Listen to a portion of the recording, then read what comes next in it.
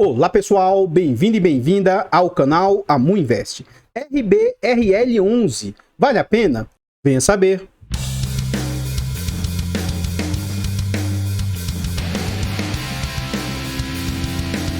Então pessoal, este é um fundo imobiliário do setor de tijolos, ele é um fundo imobiliário do setor de galpões logísticos. Ele é um fundo que foi lançado em abril de 2020, ele é um fundo de base R$100, RBR é a gestora. Ele tem mandato híbrido e ele tem uma liquidez mediana. Ele negocia em média quase 500 mil por dia. Atualmente ele está negociando 492 a média diária. É um fundo para investidor em geral, qualquer pessoa pode investir. Ele possui nota 3 de 5 no site, faz parte do IFIX com 0,5%. E ele conta atualmente com pouco mais de 6 milhões e 600 mil cotas. Em termos de PVP, esse fundo está sendo negociado com bastante desconto. Atualmente ele está negociando a um PVP de 0,70. Isso significa que ele está com 30% de desconto. Então, seu patrimônio atual é de 709 milhões e o mercado está aceitando pagar 496 milhões. Então, esse fundo ele é de base 100, mas atualmente suas cotas valem 106,07 e o mercado está aceitando pagar R$ 74,00. Tendo janeiro como referência, é um fundo que conta com pouco mais de 10.300 cotistas. Aqui a gente vê as negociações do fundo atualmente. Então, atualmente ele está a 74,28, atingiu uma mínima de 71,10 e máxima de 97,44. Ou seja, ele está orbitando atualmente bem mais próximo das suas mínimas do que das máximas que ele atingiu. Eu vou traçar aqui a linha dos R$100, o que seria o VP teórico do fundo. Então, o que a gente consegue observar? Esse fundo vem a mercado ali em abril de 2020, pouco depois da situação pandêmica. Então, ele sai de R$100, começa a ser negociado um período aí a 110, 115 reais, fica durante o ano de 2020 até mais ou menos maio, junho de 2021, vem numa pequena decrescente, mas vem ali acima do VP. De maio para frente, junho para frente de 2021, esse fundo despenca suas cotações e ele sai lá de patamares de mais ou menos 108, 109 reais, 103 reais e ele despenca para mais ou menos 85 reais. Ele esboça uma recuperação ali em janeiro de 2022, chegando ali novamente próximo aos 100 reais, mas despenca e fica lateralizado durante o período no patamar de mais ou menos 85 reais. Recentemente, no final do ano passado, ele esboça uma nova recuperação, atingindo ali de novo próximo dos 100 reais, mas desde o seu ápice, entre o mês 8 e o mês 9 do ano passado, para até 9 de fevereiro do corrente ano, o fundo sai de patamares próximos de 100 reais e despenca para 71 reais. Isso ocorreu no dia 9 de fevereiro de 2023. E agora, na data que eu gravo o vídeo, o fundo aí está nessa faixa de 74 reais. Então, pessoal, antes da gente continuar vendo mais a respeito desse fundo imobiliário, aqui eu trago algumas formas de apoio gratuito ao nosso trabalho. Se você gosta do que a gente faz e quer ajudar, considere deixar o like, comentar, compartilhar, se inscrever e ativar o sino. Comenta para nós aí se você conhece esse fundo imobiliário, a gestora, os ativos internos que ele possui. Comentem para nós que seu comentário é muito importante para o crescimento e desenvolvimento do canal. Nós temos 2 canais secundários e o nosso objetivo é tentar chegar a 1000 inscritos. Então considere ir lá nesses canais e se inscrever. Amu Dicas, Amu Infra. Amu Dicas quase chegando a 1000 e o canal Amu Infra, apesar de novo, está crescendo bem, tá? Estou bem satisfeito com o crescimento dele. Os nossos canais estão presentes em outras plataformas. Considere ir nessas outras plataformas e seguir e se inscrever, que isso ajuda demais. Antes de a gente continuar vendo mais a respeito do fundo, aqui é para provar, né, que os membros têm preferência. Esse aqui foi um pedido de membro. O Rafa Praga fala assim: muito obrigado, Amu. Teria como atualizar o fundo RBRL, por favor? Obrigado. Então tá aqui o pedido sendo atendido. Se você é membro, você tem preferência quando pede um vídeo aqui no canal. Aqui a gente vê as entregas do fundo, né? Desde que o fundo veio ao mercado, ele fez boas entregas. Então lá nos idos de 2020, o fundo estava entregando ali sempre, assim, na média, né? Acima de 60 centavos, próximo a algumas a 80 e até uma entrega extraordinária de R$1. No ano de 2021, aí já fica um pouco mais estabilizado, saindo de um patamar de 60 centavos, chegando ao fim do ano aí, ó, próximo de 80 centavos. E aí no ano de 2022, o fundo dá uma bela recuada, né?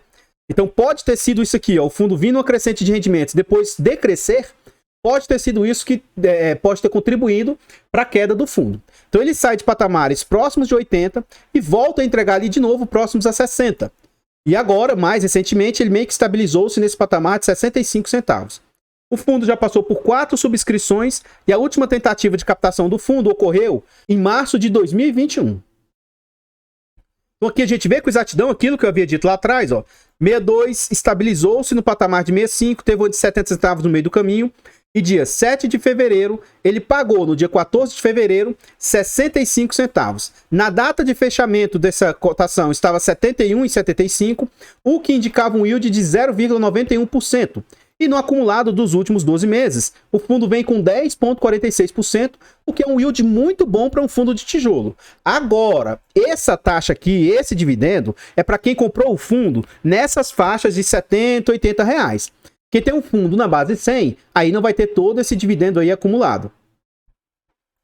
Aqui a gente vê que inúmeros institucionais têm posição no fundo. Contudo, a RBR ela costuma fazer isso com seus fundos. Então a própria RBR ancorou o fundo. Como assim, Amu? Note, 28% do fundo está na mão da própria gestora por meio do fundo RBRP.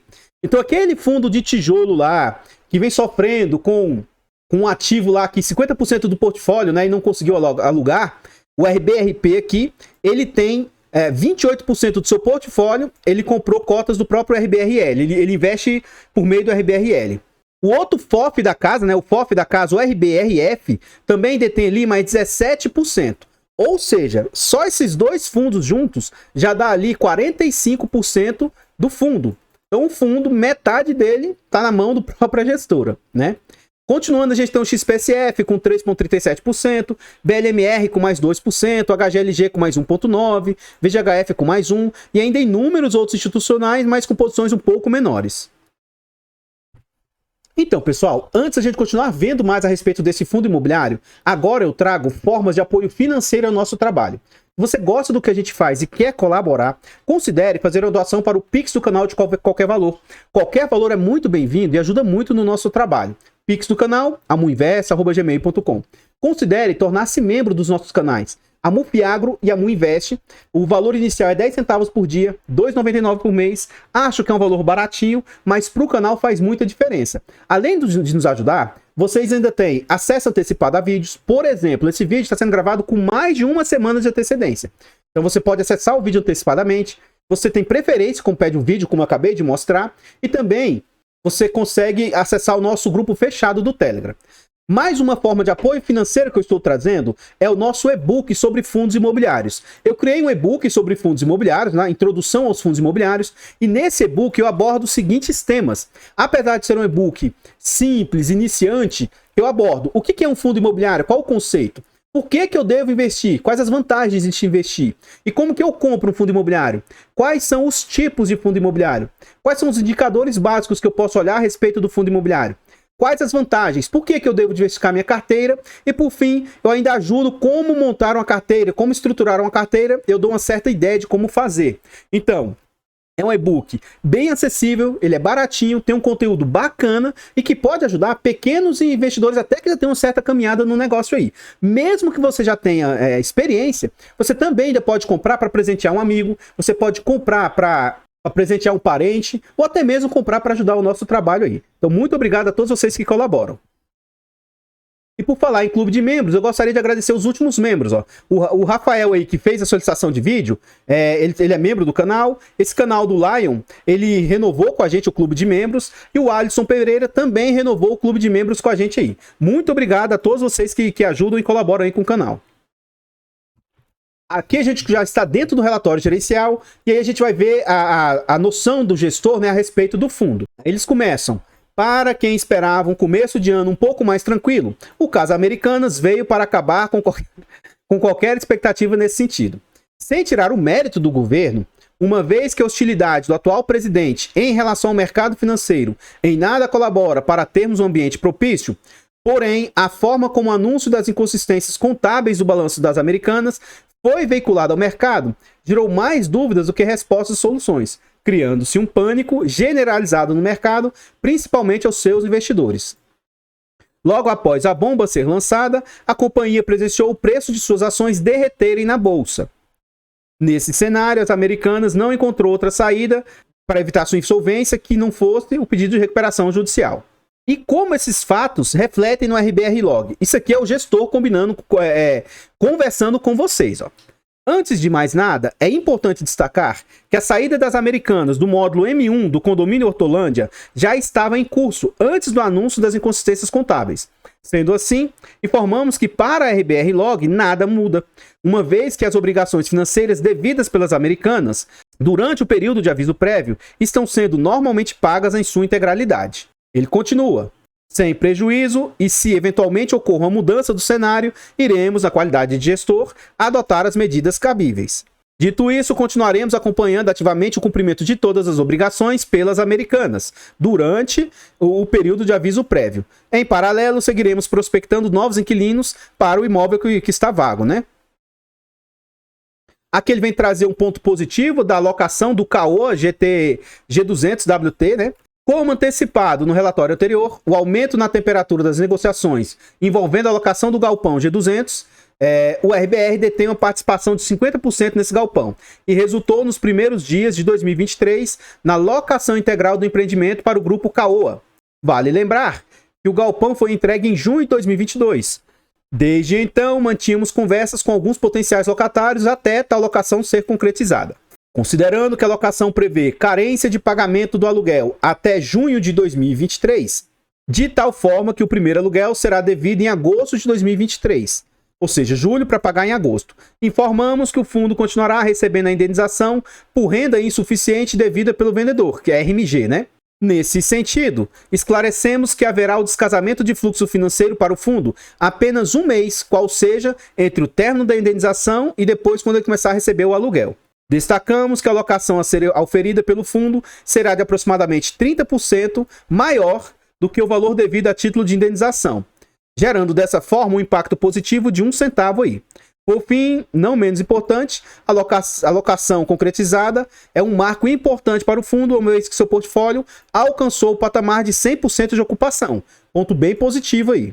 No mês de janeiro, o fundo recebeu o aluguel reajustado em 5,9% da locatária Spani do galpão Hortolândia 2. E aí ele fala sobre os dividendos. O fundo distribuiu rendimentos no valor de 4,35 milhões, equivalentes a 65 centavos por cota. Esse valor equivale a um yield de 11,23% ao ano. Nesse slide a gente vê a DRE do fundo. Esse fundo cobra de taxa gestão 1%, administração 0,18%, e ele cobra performance de 20% se ele conseguir bater o benchmark, que é IPCA, mais a média do IMAB. Então, na prática, essas taxaiadas aqui para mim pouco representam, eu não sei calcular e nem faz diferença para mim, porque eu prefiro ver na prática, para mim, o que é que as despesas do fundo representam frente às receitas, frente ao total que o fundo receitou. E aí, dito isso, o máximo que eu me sinto confortável é que as despesas representem no máximo 15% aí. Então vamos ver na prática o que em janeiro representou os ganhos e as despesas. Em janeiro o fundo teve como receitas dos aluguéis aí, ó, 5 milhões e 97 mil. Nesse mês não teve ganho por venda de imóveis. Ele recebeu dos FIIs 5.500. Ganho de capital bruto de outras situações não teve. E fundos de liquidez, é o dinheiro que está parado em caixa, mais 89 mil. Ele não tem CRIs e outras receitas diversas, mais 18 mil. Então, o total que ele recebeu em janeiro foi 5 milhões 210 mil. E aí, as despesas do fundo nesse mês foram de 552 mil, sendo que não teve vacância, despesas financeiras. Então, provavelmente o fundo vai ter alavancagem aqui e outras despesas 61 mil. Então, vamos ver então o que essas despesas aqui, ó, que ficam para a gestora, representam frente às receitas, e aí a gente vai ver se fica ali abaixo dos 15%. Então vamos lá, ó, 552, que eu vou arredondar para 553 vezes 100, dividido por 5.210. Então aqui a gente observa que em janeiro as despesas do fundo estão representando ali 10,61%, acima de 10 para mim é caro, mas ainda é aceitável. Então, é uma despesa cara, mas dentro dos padrões aí, abaixo dos 15, que seria o meu limite. Aqui a gente vê as estratégias do fundo, né? Então, estratégia core, tem estratégia tática, de liquidez, de desenvolvimento. Então, seus imóveis estão na estratégia core. Então, ele tem um galpão em Extrema, o RBR Log, o Extrema, Hortolândia 1, Hortolândia 2, Hortolândia 1. E cada um desses imóveis representa 37% do patrimônio, 23, 18, 13 e 5,5. Então, os FIIs que ele tem no seu portfólio representam ali 0,1%. Ele tem ali mais 1,3% parado em caixa. Outros FIIs representa quase nada. E aí ele está fazendo um desenvolvimento, ó. Então esse CLI 4 Maria Lopretti aqui representa 0,7% do portfólio aí, com o desenvolvimento que ele está fazendo lá. Aqui a gente vê os imóveis, né? Seus imóveis, 40% deles estão em São Paulo e 60% em Minas. 25% dos seus imóveis são de monousuários e 75% são diversos, né? Em forma de condomínio. Seus contratos atualmente são 100% típicos e 85% do portfólio, ele, quando tem reajuste, é reajustado pelo IPCA e 15% pelo IGPM. E aí, ó, o fundo possui, como eu já dito anteriormente, 5 galpões logísticos. Aqui a gente vê o cronograma de vencimento dos contratos. Não venceu nada em 2022, 2023 também não vai vencer, o ano que vem também não vai vencer, e em 2025, 25%, né, dos contratos vão vencer em 2025. Então, quando estiver mais próximo de 2025, isso aqui passa a ser um ponto de atenção, né, porque representa uma receita grande no fundo. E a partir de 2026, começa a vencer 75% dos contratos. Revisionais. Então, em 2022 não teve, mas em 2023, 28% dos contratos podem sofrer reajuste. Então, se a empresa, né, o fundo, conseguir repassar a inflação desse período, 28% dos ganhos do fundo podem ser reajustados. No ano de 2024, pode ser reajustado 66% dos contratos, em 2025, mais 6%. E aqui a gente vê a evolução da vacância física do fundo, né? Física e financeira. Então, o que a gente observa? O caixa que o fundo vem recebendo, ó, 4,9, chegou a receber 5,8, 6,1, 6,3 e atualmente está nessa faixa de 5 milhões. E a vacância financeira, essa barra de azul, o fundo nunca teve vacância financeira, apesar do fundo estar vago, ele tinha tal da RMG que ele recebia. E esses cinzas são vacâncias físicas, que em algum momento, algum inquilino aí deixou de estar no imóvel, ou o imóvel foi entregue, e aí, como foi entregue, agora ele estava apto a ser locado, 6% do fundo. E aí ele anunciou que ele zerou essa vacância, né? Então vamos lá. Onde que está subdividido os inquilinos do setor? O setor de um ponto muito negativo de várias e várias gestoras são essas tonalidades de azul aí.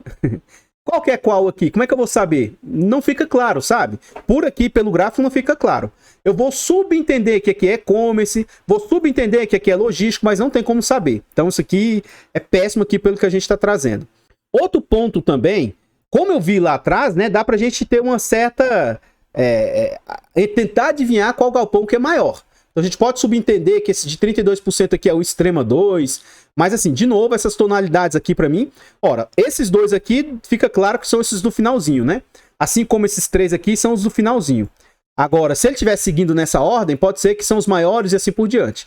Mas fica horrível essa tonalidade de cor, né? Poderia ter aí cores discrepantes, um azul, um branco, um verde, laranja, que aí ficaria mais claro de se identificar. Então, pessoal, o que eu tinha para trazer a respeito do RBRL são somente essas informações. O relatório deixa a desejar, né, de uma certa forma. Ele não traz informações dos seus inquilinos, o quanto que eles representam. Então, quem é o maior inquilino do fundo? Ele é quantos por cento das receitas? Será que é aquele monousuário lá, que é 25%? Então isso deveria ser informado porque você fica ciente se o fundo tem ou não autoexposição a um inquilino.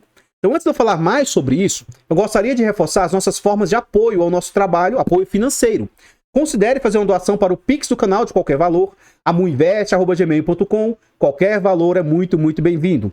Considere tornar-se membro dos nossos canais Amufiagro, Amuinvest, a partir de 10 centavos por dia, R$ 2,99 por mês. E considerem adquirir o nosso e-book de fundos imobiliários aí, o valor bem acessível, até o final de março. Com o cupom AMU10, 10% de desconto. E se você é membro, me chama no privado, que vocês têm desconto muito maior do que esses 10%. E nesse vídeo aqui, são formas de apoio gratuito ao nosso trabalho. Considere deixar o like, comentar, compartilhar, se inscrever ou ativar o sino. Todas são formas de apoio ao nosso trabalho. Comenta para nós aí se você conhece esse fundo, conhece a gestora. Você conhecia os ativos que ele possuía? Você acha que ele é um bom fundo imobiliário? Então assim, no geral, eu acho sim um bom fundo. Ele ainda é pequeno, tem apenas 5 imóveis, tem essa falha da gestora aí de não dizer a exposição dos inquilinos aos imóveis, mas se você gostou do fundo e você acha que é um fundo que você possa investir, entre em contato com o RI. Os investidores têm que tentar ter mais esse contato e tirar as dúvidas, sabe? Então, se você quiser investir no fundo, considere entrar em contato com RI, coisas nesse sentido. Eu não tenho esse fundo, não tenho interesse de ter, e na minha opinião ele é neutro, ele nem é um bom fundo, mas também não é um fundo ruim. Então, esse fato de eu não ter, de eu não gostar do fundo, não significa que ele seja um fundo ruim ou até mesmo uma indicação de compra, venda ou manutenção do ativo. Considere ir lá nos nossos canais secundários, a Mudicas, a Mufinfra, e se inscrever nesses canais. A Mudicas quase chegando nos 1000 inscritos e a Mufinfra está crescendo bastante. Eu sou bem satisfeito, já com 39 inscritos. Considere, por fim, ir lá nos nossos outros canais, nas outras plataformas. Poxa, eu estou navegando aqui pelo Facebook. Procure os nossos canais e se inscreva lá, que ajuda muito, no TikTok, Kawaii e assim por diante. E nesse vídeo aqui, eu gostaria de agradecer imensamente vocês que apoiam o nosso trabalho de forma financeira, de forma gratuita, vocês que assistem o vídeo, muito obrigado de coração. Ao final do vídeo, eu vou deixar passando vários slides aqui a respeito desse fundo. Muito obrigado novamente e eu espero encontrá-los nos próximos vídeos. Fiquem todos com Deus, tenham um bom dia, uma boa tarde, uma boa noite e fui!